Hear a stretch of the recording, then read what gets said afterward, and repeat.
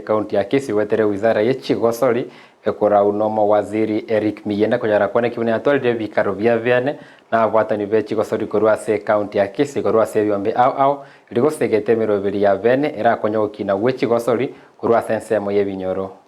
ya pili anose monomone se minister ya Kisii mo waziri eto ko muyoko Eric enkomo saba alange stakeholders bons tubo mupira